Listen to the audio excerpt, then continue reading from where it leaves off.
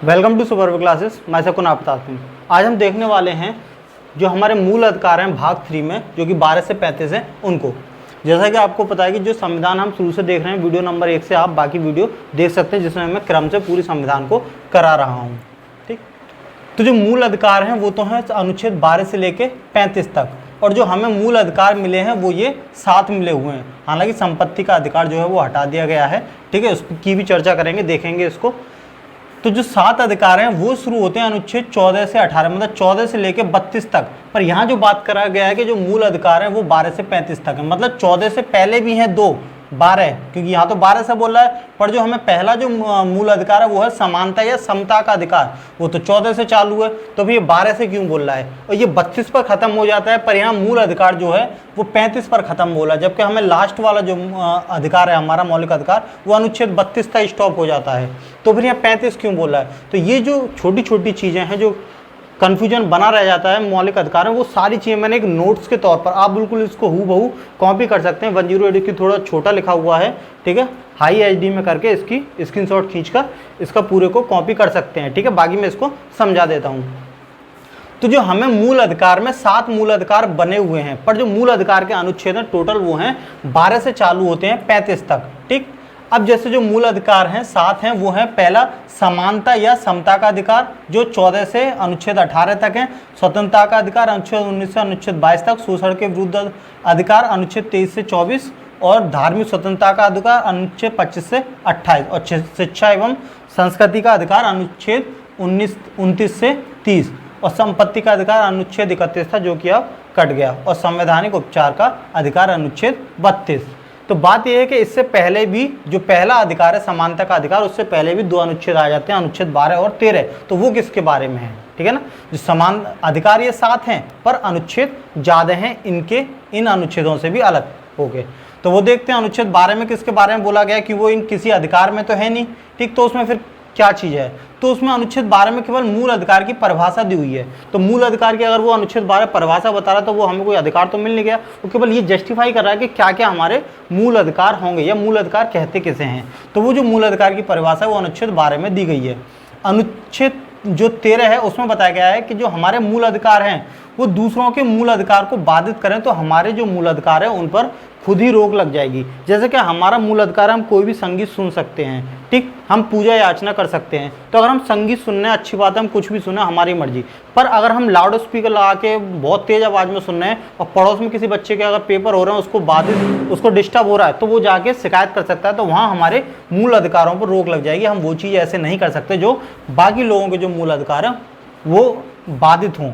ठीक, तो ये 2 चीज़ें ये ऐसी हैं जो हमें मिली नहीं है, मतलब हमें कोई ये अधिकार तो है नहीं जो हम कहते हैं कि ये दोनों हमें मिले हुए हैं। ये तो केवल जस्टिफाई, या कोई अगर विवाद होता है तो उसको संभालने के लिए ये 2 अनुच्छेद दे रखे हैं। ठीक है, तो जो हमें मूल अधिकार मिले वो यहाँ से चालू हैं, अनुच्छेद 14 से। तो पहला है समानता या समता, कुछ भी कह लो, का अधिकार, जो कि अनुच्छेद 14 से 18 तक है।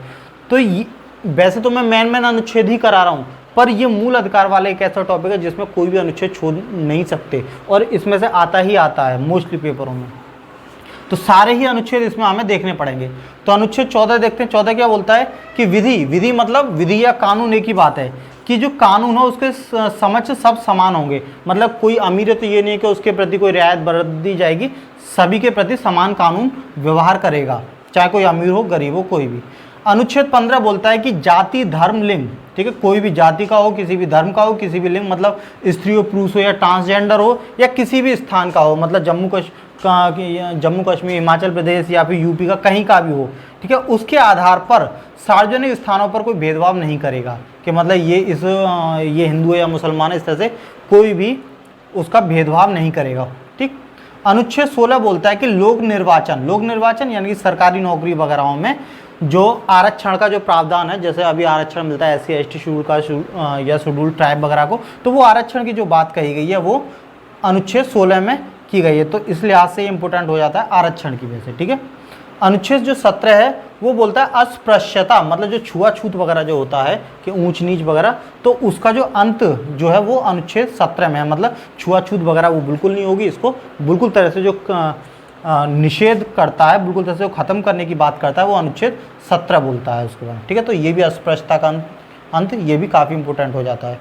अनुच्छेद जो 18 है वो बोलता है उपाधियों का अंत, ठीक। और वो उपाधियाँ जो भी जैसे उपाधि देते हैं, किसी को सरनेम वगैरह से बुलाते हैं, तो वो उपाधियाँ किसी को नहीं दी जा सकती, लेकिन शिक्षा या सुरक्षा में कुछ उपाधियाँ या जैसे पद्म भूषण वगैरह उनमें उपाधियाँ दी जा सकती हैं। तो यहाँ थोड़ा ये बात सोचने की, जैसे गांधी को राष्ट्रपिता बोलते हैं, तो राष्ट्रपिता ना तो शिक्षा में ना सुरक्षा में है, तो वो उपाधि हम लोग क्यों बोलते हैं, ठीक है। अगर आपको पता तो आप कमेंट करके उस चीज़ को बता सकते हैं, ठीक। नेक्स्ट देखते हैं, पहला हो गया इसके 4 अनुच्छेद 14 से 18, ठीक है, 14, 15, 16, 17, 18, ठीक है, चारों क्लियर हो गए। अब उसके बाद में देखते हैं दूसरा अधिकार है हमारा स्वतंत्रता का अधिकार। स्वतंत्रता का अधिकार मतलब अनुच्छेद 19 से 22 तक, तो इसका देख लेते हैं। तो अनुच्छेद 19 में हमें 6 प्रकार की स्वतंत्रता मिली है, नाम ये इसका स्वतंत्रता का अधिकार। तो अनुच्छेद 19 में ही ABCDEF करके 6 स्वतंत्रता मिली है हमें। क्या क्या, जैसे अभिव्यक्ति की आज़ादी, बोलने की स्वतंत्रता, प्रेस जो मीडिया होती है उसको स्वतंत्रता मिली होती है, ठीक। तो इन सबको जो स्वतंत्रता मिली होती है वो हो गया 19 का ए, अनुच्छेद 19A, ठीक।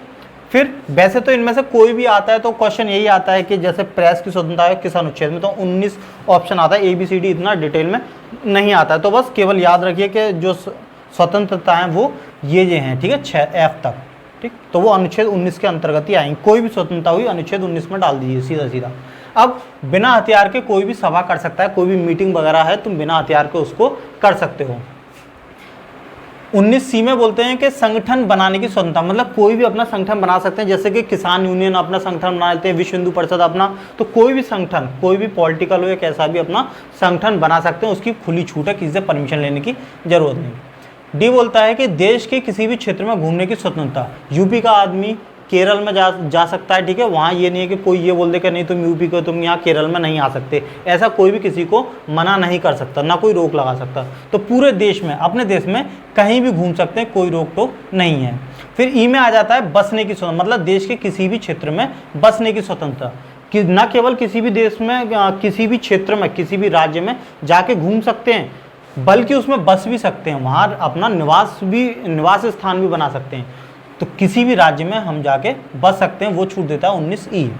फिर F में है कोई भी व्यवसाय या जीविका चलाने की स्वतंत्रता, मतलब हमें कोई ये नहीं बोलेगा कि तुम पढ़े लिखे तो तुम ये छोटा काम नहीं कर सकते, तुम पढ़े लिखे तो तुम्हें ये काम करना चाहिए, एडवाइस दे सकता है, पर हमारी इच्छा है कि हम कोई भी व्यवसाय खोल सकते हैं, कोई भी अपना जीवन यापन चलाने के लिए कोई भी काम करने के लिए स्वतंत्र हैं, ठीक। अब आ जाता है अनुच्छेद 20। अनुच्छेद 20 में क्या है कि अपराधों के लिए दोष सिद्धि की स्वतंत्रता, मान लो किसी ने कोई अपराध किया है तो उसके भी कुछ अधिकार हैं, वो अधिकार जो है वो अनुच्छेद 20 के अंतर्गत आते हैं। जैसे कि ये तो है अनुच्छेद के अपराधों के लिए दोष सिद्धि की स्वतंत्रता। अब इसको थोड़ा डिफाइन करने के लिए ये 3 पॉइंट देख लेते हैं। जैसे कि एक गलती की एक ही सजा मिलनी है, ठीक। दूसरा, सजा उसी समय के कानून के आधार पर दी जाएगी, ना कि उससे पहले के कानून या बाद के कानून पर। जैसे कि मान लो अभी कोई क्राइम किया है और उसका केस चल रहा है और आज से 10 साल बाद में फैसला आता है, तो 10 साल बाद में जो फैसला आएगा तो 10 साल बाद में देखा जाएगा कि उस क्राइम के लिए कितने सालों की सज़ा दी गई है, तो उसी के आधार पर उसी टाइम जितना लिखा होगा कॉन्स्टिट्यूशन में उतनी ही सज़ा दी जाएगी। ये नहीं है कि 10 साल पहले कोई क्राइम किया तो 10 साल पहले का कानून देखा जाएगा तब क्या था, नहीं, जिस टाइम सज़ा दे रहे हैं उसी टाइम देखा जाएगा कि क्या सज़ा का प्रावधान है, ना उसका पहले ना उसके बाद में। नेक्स्ट है सजा के बाद भी कैदी को संरक्षण दिया जाएगा। ये नहीं कोई आरोपी घोषित हो गया तो उसको कोई भी मार दे, भीड़ में पीट दे कि हाँ ये बलात्कार का आरोपी है तो पब्लिक उसको पीटे, वो जायज़ नहीं, उसको पूरा संरक्षण दिया जाएगा सजा के बाद में भी कैदी को। फिर अनुच्छेद 21 में आ जाता है कि प्राण एवं दैहिक स्वतंत्रता, ठीक। इसमें क्या हो जाता है, जैसे कि निजता का अधिकार हो जाता है या गोपनीयता आ जाती है, ठीक। इस तरह के जो स्वतंत्रता होती हैं वो आ जाती हैं। जैसे कि अभी बाइक पे जाते हैं तो हेलमेट वगैरह लगाना ज़रूरी होता है, या फिर पीछे धुआं छोड़ रही है गाड़ी तो वो उसके ऊपर चालान वगैरह काटते हैं, तो वो सब इसी अनुच्छेद 21 के तहत वो चीज़ें सब चीज़ें लागू होती हैं, ठीक। अच्छा, अब है 21 कै। 21 में ही 21 कै है, ऐसा क्यों? क्योंकि ये 21 जो कै है ये शुरू में नहीं था, ये बाद में जोड़ा गया है। मैंने बताया था अनुच्छेद 395 में है। अब उन 395 अनुच्छेदों में से अब बढ़ के लगभग 470-480 के करीब हो चुके हैं, लेकिन जो मेन जो संख्या है वो 395 ही है। अब वो बढ़े कहाँ कहाँ हैं, जैसे 21 हो गए तो 21 का क्या कर दिया, बाकी कोई और हैं तो उनका ABCD बना दिए, ठीक है। पर ले दे के वो हैं उतनी संख्या उतनी रखी है, पर उनके अंदर और ABCD पार्ट करके उनकी संख्या वैसे वहाँ एडजस्ट कर दी गए हैं। तो टोटल 480 के करीब है, लगभग 75-80 करीब, पर संख्या उनकी 395 ही है। तो जैसे एक अनुच्छेद ऐड करना हुआ तो 21 में 21 का कर दिया, तो संख्या तो 21 ही रही, ये का करके उसमें डाल दिया। तो ये जो अनुच्छेद 21 के ये 86वां संविधान संशोधन था, जो कि 2002 में एक्स्ट्रा रूप से ऐड किया गया था। इसमें क्या था कि जो छोटे बच्चे होते हैं 6 से 14 साल तक के बच्चे के लिए उन्हें निःशुल्क शिक्षा का प्रावधान है, ठीक है। सरकारी स्कूल वगैरह में या वैसे निःशुल्क शिक्षा उनको दी जाएगी, ठीक। ये हो गया, कब हुआ था, 86वां संविधान संशोधन 2002 में। अब आता है अनुच्छेद 22। तो उसमें क्या है, कुछ दशाओं में गिरफ्तारी से संरक्षण, मतलब कि अगर हमें कोई गिरफ्तार कर रहा है तो उस टाइम भी हमारे कुछ अधिकार होते हैं। अब वो क्या क्या अधिकार हैं उनके बारे में देख लेते हैं। तो पहला है कि गिरफ्तारी से पहले वारंट क्या होता है कि कोई हमें पुलिस गिरफ्तार करने आती है तो वो हमें कारण बताई कि हमें क्यों गिरफ्तार किया जा रहा है, तो वो कारण ही वारंट बोला जाता है, बोलते हैं ना वारंट इशू, ठीक। तो वारंट मतलब एक रीजन बताना पड़ता है क्यों तुम्हें गिरफ्तार करें, वो रीजन ही या कारण ही वारंट कहलाता है। तो वो वारंट बताना जरूरी होता है, हमें पूछ सकते हैं कि मुझे क्यों गिरफ्तार किया जा रहा है। दूसरा, अगर गिरफ्तार कर लिया तो उसके 24 घंटे के बाद में जो गिरफ्तार किया गया आदमी है उसको न्यायालय में पेश करना जरूरी है 24 घंटे के अंदर। अच्छा, इस 24 घंटे में जो न्यायालय में लाने और ले जाने का टाइम है, गिरफ्तारी से घर से लेके पुलिस थाने तक जो ले जाने का समय होता है वो काउंट नहीं किया जाता इन 24 घंटे में। तीसरा है, गिरफ्तार व्यक्ति को पसंद का वकील रखने का अधिकार है, मतलब वो अपना कोई भी वकील रख सकता है, ये नहीं है कि तुम सरकारी वकील ही करो, ऐसा कुछ नहीं है। अब आ जाता है तीसरा, शोषण के विरुद्ध अधिकार, ठीक है। उसमें क्या अनुच्छेद 30 और अनुच्छेद 24 आ जाते हैं। तो अनुच्छेद 23 बोलता है कि जो बालाश्रम है, बालात क्या होता है, बलपूर्वक जो श्रम होता है, ठीक है।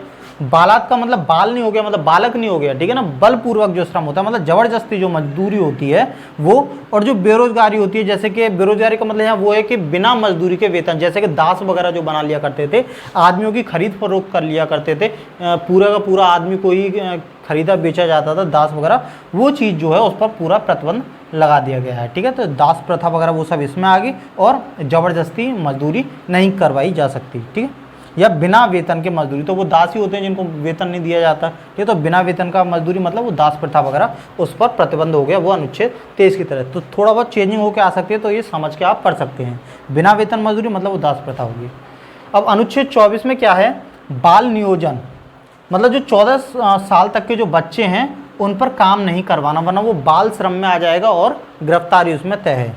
बाकी जो 24 साल तक के जो आयु के जो बच्चे हैं उन पे खतरनाक काम नहीं करवाए जा सकते। 14 साल के बच्चे तक तो काम करवा ही नहीं सकते, बाल श्रम एक दंडनीय अपराध है। बाकी 24 साल तक के जो बच्चे होते हैं, हालांकि वो बड़े होते हैं काम करने लायक, पर उनसे भी ध्यान रखा जाता है कि वो अभी इतनी उम्र नहीं हुई तो उनसे खतरनाक काम करवाए जा सकें, ठीक। तो 14 साल तक के लिए तो बिल्कुल ही काम नहीं, और 24 साल के लिए खतरनाक काम पर निषेध है।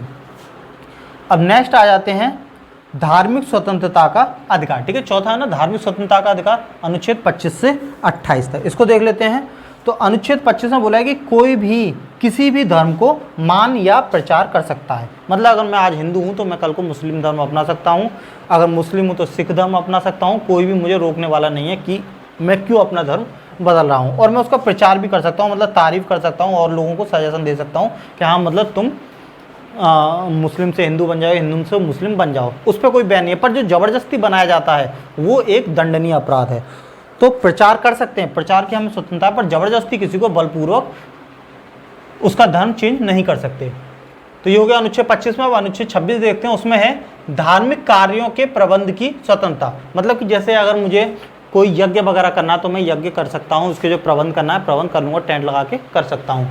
अब जैसे जो रोड पे अजान वगैरह होती है, तो रोड पे अजान वगैरह वो भी इसी के अंतर्गत अनुच्छेद 26 के अंतर्गत आ जाता है। वो धार्मिक कार्य कर रहे हैं तो उसकी स्वतंत्रता उन्होंने उसके प्रबंध की, तो वो रोड पर अपना नमाज पढ़ रहे हैं। पर एक चीज़ वो भी है कि जहाँ दूसरे के अगर मौलिक अधिकारों का हनन हो रहा है तो वहाँ ये स्टॉप हो जाएगा। अगर लोग उस पर आपत्ति दर्ज कराने लगें तो इस चीज़ को बंद किया जा सकता है। अगर हम जैसे कोई कथा वगैरह चल रही है और स्पीकर, लाउड स्पीकर छत पे लगा हुआ है, तो वो हमारा धार्मिक कार्य का प्रबंध हमने कर दिया, कोई दिक्कत नहीं है। पर अगर पब्लिक या आस पड़ोस ऑब्जेक्शन उठाती है तो हमें वो चीज़ उतारना मजबूरी हो जाता है, ठीक। तो इतनी स्वतंत्रता नहीं है, क्योंकि हमने पीछे पढ़ा था कि अगर दूसरों के अगर जो मौलिक अधिकार है उसको बाधित करें, अनुच्छेद 13 में हमने देखा था दूसरों के मौलिक अधिकार अगर बाधित होते हैं तो वहाँ रोक लग सकती है हमारे अधिकारों पर। तो इन्हीं चीज़ों को अगर कोई दिक्कत होती है तो उसको जस्टिफाई करने के लिए एक्स्ट्रा मौलिक अधिकार हैं, जैसे 2 ये हो गए और बाकी के 3 ये हो गए, ठीक है।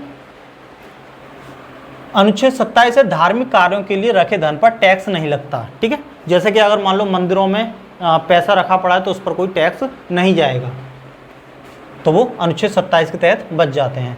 बाकी अनुच्छेद 28 में है, सरकारी धन से चल रहे संस्थानों में धार्मिक शिक्षा नहीं दी जाती। अब बात यह है कि मदरसों में तो उर्दू पढ़ाई जाती है, तो क्या उर्दू को हम ये मान लें कि वो धार्मिक शिक्षा है? तो नहीं, उर्दू कोई धार्मिक शिक्षा नहीं है, उर्दू केवल एक भाषा है और किसी भी भाषा को पढ़ाने के लिए कोई रोक टोक नहीं है। ऐसे तो ये भी बोल सकते हैं कि संस्कृत पढ़ाते तो वो हिंदू भाषा का प्रचार हो गया। दरअसल संस्कृत भी एक भाषा है, वो कोई धर्म से रिलेट नहीं है, ठीक है। तो ये जो मदरसों में उर्दू पढ़ाई जाती है और स्कूलों में संस्कृत पढ़ाई जाती है, ये कोई धार्मिक शिक्षा नहीं है, ये केवल एक भाषाएं हैं, ठीक है। तो इनको पढ़ाया जा सकता है, वैसे कोई धार्मिक शिक्षा नहीं दी जा सकती, ठीक। सरकारी स्कूलों में मतलब सरकारी धन से कोई भी संस्था चल रही है उसके बारे में। फिर है 5वां जो अधिकार है वो है शिक्षा एवं संस्कृति का अधिकार, जो कि अनुच्छेद 29 और अनुच्छेद 30 आ जाते हैं। तो अनुच्छेद 29 में क्या है, जो अल्पसंख्यकों की हितों का संरक्षण मतलब अल्पसंख्यकों की सुरक्षा की जिम्मेदारी जो हो जाती है वो अनुच्छेद 29 के तहत आ जाती है।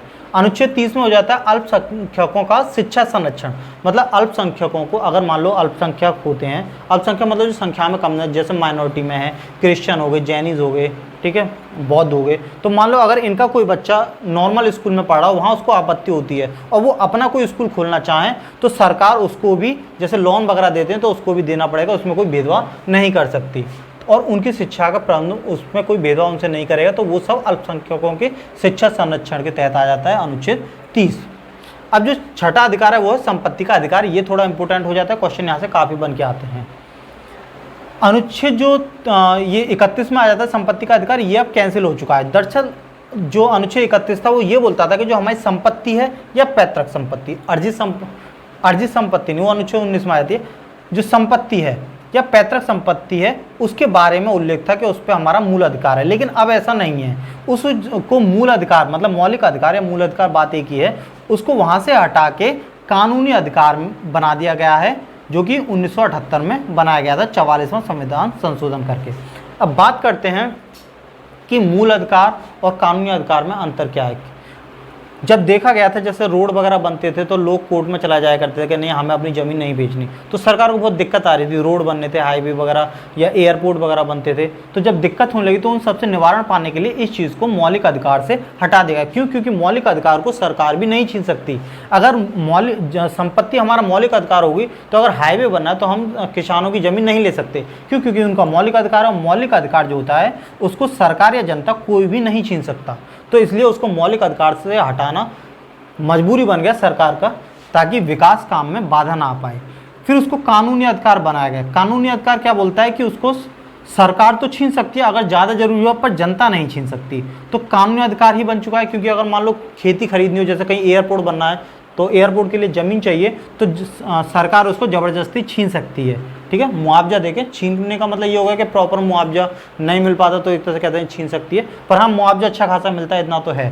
ठीक, तो सरकार उसको मुआवजा देगी और बदले में उसकी ज़मीन को ले सकती है। अगर ये मूल अधिकार बना रहता तो सरकार भी उसको छीन नहीं पाती। ठीक, तो सरकार कब छीन सकती है तो उसकी भी बातें देखेंगे, वो सारी आगे हैं। तो वो जनता नहीं छीन सकती, सरकार उसको ले सकती है ज़रूरत पड़ने पर। फिर 7वां आ जाता है संवैधानिक उपचारों का अधिकार, जो कि अनुच्छेद 32 है। अच्छा, ये क्या होता है? अपने आप में कोई हमें अधिकार नहीं है, पर हाँ किसी अधिकार का अगर कोई दुरुपयोग हो रहा है या हमें बाधा हो रही है तो हम उसके विरुद्ध सुप्रीम कोर्ट वगैरह में जाके एक याचिका दायर कर सकते हैं, और सुप्रीम कोर्ट 5 प्रकार की जो रिट होती हैं उनको दायर कर सकता है। ठीक है, तो एक तरह से हमारे मूल अधिकारों की जो रक्षा करने के लिए अनुच्छेद 32 आ जाता है एक तरह से। तो इसलिए मूल अधिकारों को वास्तविकता में मूल अधिकार बनाने वाला जो अनुच्छेद है वो अनुच्छेद 32 ही कहलाएगा। ठीक है, इसी तरह से क्वेश्चन आता है तो इसलिए वही चीज़ पर जोड़ दिया है, वही चीज़ लिखी हुई है। ठीक है, क्या होता है, मूल अधिकारों के हनन पर व्यक्ति सुप्रीम कोर्ट जा सकता है और सुप्रीम कोर्ट उसकी रक्षा करेगा फिर।